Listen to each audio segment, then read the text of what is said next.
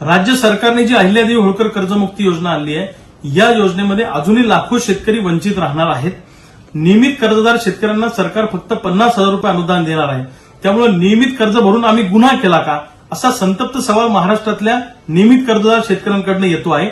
म्हणून या शेतकऱ्यांना 2 लाख रुपये अनुदान दिलं पाहिजे, अशी आमची मागणी आहे। दुसऱ्या बाजूला 2019च्या अगोदर ज्या काही कर्जमाफी योजना आल्या, याच्यातनं अजूनही लाखो शेतकरी वंचित आहेत। त्याही शेतकऱ्यांचा समावेश या कर्जमुक्ती योजनेमध्ये केला पाहिजे, अशी आमची मागणी आहे। आयटीआर भरणारे शेतकरी श्रीमंत नसतात, इतर लोन मिळण्यासाठी ते टेक्निकली आयटीआर भरत असतात। त्यामुळे त्याही शेतकऱ्यांचा समावेश या कर्जमाफी योजनेमध्ये केला पाहिजे, अशी आमची मागणी आहे। आणि अनेक बँकांनी शेतकऱ्यांच्या अपरोक्ष परस्पर कर्ज पुनर्गठन केलेलं आहे।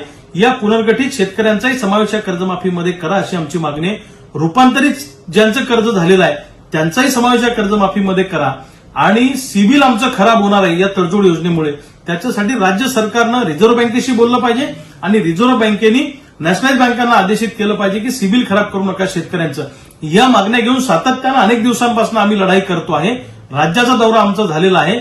सरकारनं जर का आठवडाभरामध्ये हा निर्णय घेतला नाही तर येणाऱ्या 27 ऑगस्टला सकाळी 10 वाजता आम्ही मुंबईच्या मंत्रालयासमोर मंत्र्यांचे बंगले जप्त करणार आहोत, त्यांची हराशी करणार आहोत। मंत्र्यांचे वाहनं सुद्धा आम्ही जप्त करून त्याची प्रतिकात्मक हराशी करणार आहोत। कारण सरकारजवळ जर शेतकऱ्यांना द्यायला पैसे नसतील तर मंत्र्यांचे बंगले हरास करा आणि मंत्र्यांच्या गाड्या हरास करा।